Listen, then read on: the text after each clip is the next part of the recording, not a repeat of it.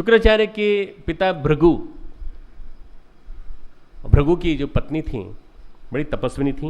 राक्षस उनके भोलेपन का लाभ उठाते थे, देवताओं पे आक्रमण करते और भृगु ऋषि की पत्नी का जो आभा मंडल से घिरा हुआ जो आश्रम था उसमें आके ठहर जाते थे। देवता आते और आकर के उस आभा मंडल को पार नहीं कर पाते थे, और वो क्या करते थे, सीधे आके माँ के माँ हम आपके पास आ गए। तो माँ है, शरणागत को शरण देनी चाहिए। विष्णु आए, विष्णु ने कहा देवता मेरे पास आते हैं बार बार और कहते हैं कि हम भृगु पत्नी के पास नहीं जा सकते, वो ऋषि पत्नी है, आप भृगु की पत्नी हैं और आप जानती हैं कि पापी हैं, दुष्ट हैं, दुराचारी हैं, बार बार देवताओं को तंग करते हैं और आपके पास आके छिप जाते हैं। तो बोली कि मैं जानती हूं कि पापी हैं, पर शरणागत की रक्षा करना मेरा कर्तव्य है, अनाचार को नष्ट करना मेरा धर्म है। विष्णु बोले आपके तप का लाभ उठा रहे हैं, ये आपके तप का लाभ मत उठाने दीजिए। अब सतीत्व से तप का वातावरण चारों ओर बना हुआ था। तो वो बोली जनार्दन आप ही मुझे स्वीकार कर लीजिए, आप हमारा वध कर दीजिए, पर हम अपना धर्म नहीं छोड़ेंगे। भगवान कृष्ण ने, भगवान सुदर्शन, भगवान विष्णु ने अपना चक्र चलाया और भृगु पत्नी का वध कर दिया, सिर काट दिया। क्यों? उनको तो नीति की रक्षा करनी थी, उनको तो किसी से मोह नहीं था। उन्होंने कहा कि इसका उद्धार भी हो जाएगा और ये राक्षसों को बार बार जो एक जाके कभी उसके पीछे छुप जाते हैं, साड़ी के पीछे छुप जाते हैं, कभी भृगु पत्नी के आसपास छुप जाते हैं, छुपने की जगह समाप्त हो जाएगी। चक्र से वध कर दिया। शुक्राचार्य को पता चला हमारी माँ का वध किसने किया? बोले विष्णु ने। तो भृगु से बोले, अपने पिता से बोले आप विष्णु को मारिए। बोले वे तो चराचर जगत के स्वामी हैं, मैं कैसे मार सकता हूं उनको? मुझे अपनी माँ से प्रेम है, आपको अपनी पत्नी से प्रेम हो चाहे ना हो, मुझे अपनी माँ से प्रेम है। जीवन भर बेर निभाया उन्होंने, जीवन भर, जब तक उनका वध नहीं हो गया, जब तक वो समाप्त नहीं हो गए, तब तक शुक्राचार्य ने बैर निभाया भगवान से। अंत तक अनीति का जीवन पर्यंत साथ देने की कसम खाई और राक्षसों के आचार्य बन गए। पर भगवान कृष्ण कितने दयालु हैं। 10वें अध्याय का 37वां श्लोक उठाइए। भगवान कृष्ण इतने दयालु हैं कि अपनी एक विभूतियों में उन्होंने नाम किसका लिया मालूम है? कवि नाम उशना कवि।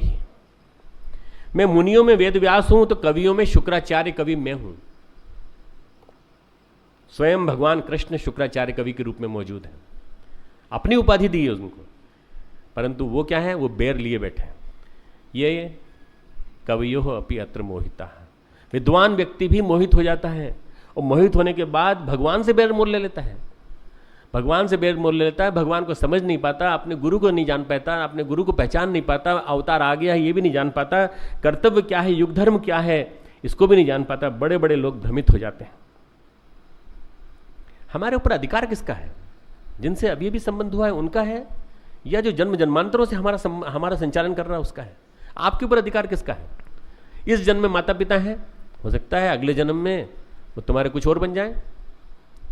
तो जिन माता पिता के लिए आज हम रो रहे हैं, जिन माता पिता के लिए आज हम अपना, मैं नहीं कह रहा हूं माता पिता के लिए प्यार नहीं रखना चाहिए, सब रखना चाहिए, उनके कर्तव्य को भी ध्यान में रखना चाहिए, पर हम बार बार उनसे प्रभावित होते हैं जिनसे हमारा इस जन्म में संबंध हुआ है। पर जिनसे जन्म जन्मांतरों का संबंध है परमात्मा से, उस परमात्मा को हम याद क्यों नहीं करते? उस परमात्मा का स्मरण क्यों नहीं करते? जन्म जन्मांतरों का हमारा साथी भगवान है। रामकृष्ण मिशन खड़ा हुआ नरेंद्र के माध्यम से, विवेकानंद के माध्यम से। रामकृष्ण परमहंस ने कहा नरेंद्र शिक्षा देबे, नरेंद्र शिक्षा देगा। शिक्षा है ना विद्या, सारे धरती में प्रचार करेगा। तो वो उनके मुंह पे आके कह गए मैं प्रचार नहीं करूंगा, आपको सामने बोल देता हूं, मैं तप करूंगा, जप करूंगा और आपके नाम की माला जपूंगा, पर मैं नहीं करूंगा। तो वो कहते हैं तू क्या तेरा बाप करेगा, जो उसमें लिखी हुई है, तू क्या तेरा बाप करेगा, तुझे करना पड़ेगा। कोयले से बीमारी की स्थिति में कैंसर से ग्रस्त व्यक्ति उल्टा लेट करके पलंग पर कोयले से लिख रहा है फर्श पे नरेंद्र सिखा देबे। सारे सारे शिष्यों ने आगे पढ़ा, सबने कहा और कहा नरेंद्र तेरे लिए लिखा है, तुझे करना पड़ेगा। लौट के आए, विदेश गए, विदेश से लौट के आए, सेवा कार्य चालू किया। कार्य करने का तरीका उनका जो था बिल्कुल था राष्ट्र की सेवा अध्यात्म है, नरेंद्र नारायण की सेवा अध्यात्म है। तो ठाकुर के जितने शिष्य थे वो बोले अरे यार तुम किस चक्कर में पड़ गए, तुम पश्चिम में जाके पाश्चात्यवादी हो गए। अरे नरेंद्र अपने को तो भगवान ने रामकृष्ण परमहंस मिले, बहुत बड़ा सौभाग्य है। भजन कीर्तन करें, भजन कीर्तन करें, योग साधना करें, तप करें, यही अपने लिए सबसे बड़ा काम है। तुम कहाँ मठ बनाने के चक्कर में पड़ गए, तुम कहाँ सेवा के चक्कर में पड़ गए, ये सेवा वेवा का काम क्यों करना है। नरेंद्र ने कहा, नरेंद्र शिखा देबे, यह मुझे याद आ गया। विदेश जाने के बाद, विदेश से लौटने के बाद मुझे रामकृष्ण परमहंस से साक्षात्कार हुआ है, उनके सूक्ष्म शरीर से मुझे याद आ गया कि मुझे क्या करना है। आज उसी का चमत्कार है कि रामकृष्ण मिशन सारे विश्व में फैला हुआ है। ठाकुर को विश्वास था कि मेरे शिष्य को याद हो जाएगा, याद आ जाएगा सही समय पर। यह निर्धारित करना कि हम सही कर रहे हैं संभव नहीं है, तो हम किसकी मदद लें? हम अपने गुरु की मदद लें। गुरु अवतार है, गुरु भगवान की चेतना का अवतार है, भगवान का डायरेक्ट अपॉइंटमेंट है। गुरु जीवन का शीर्षासन करना सिखाता है, हमें सीधा अपॉइंटमेंट है। तो ऐसे गुरु के माध्यम से हम अपने जीवन को बदलने का प्रयास करें। किम कर्म किम कर्मेति, भगवान कह रहे हैं किम कर्म किम अकर्मेति। इसको सोचते सोचते लोग मोहित हो जाते हैं। कौन मोहित हो जाते हैं? प्रतिभाएं। गुरुदेव कहते थे, जिन दिनों घोटाला वोटाला चल रहा था ना, गुरुदेव कहते थे सारी प्रतिभाएं जेल में हैं इन दिनों, और जितने सामान्य व्यक्ति हैं सब जेल से बाहर हैं। जेल में कौन है? घोटाले के कारण। प्रतिभा गलत काम में लगी तो घोटाले होने लगे, कहीं चारा घोटाला हो गया, कहीं वर्दी घोटाला हो गया, कभी ये घोटाला, नियुक्ति घोटाला हो गया। कम से कम कुछ नहीं तो 80 प्रकार के घोटाले चर्चित हैं इस समय। मित्रों, ये कौन है? ये प्रतिभाएं हैं। पर प्रतिभाएं क्या? किम कर्म किम अकर्मेति। उनको नहीं मालूम क्या कर्म है, क्या क्या न करने योग्य है। इस चक्कर में फंस गए। यदि ठीक काम में लग जाएं प्रतिभाएं तो सारी समस्याएं हल हो जाएं। कर्म में विवेक का उदय ही ज्ञान है। संगम त्यक्त्वा, आसक्ति को छोड़ के किया गया कर्म, और कर्म में विवेक का उदय।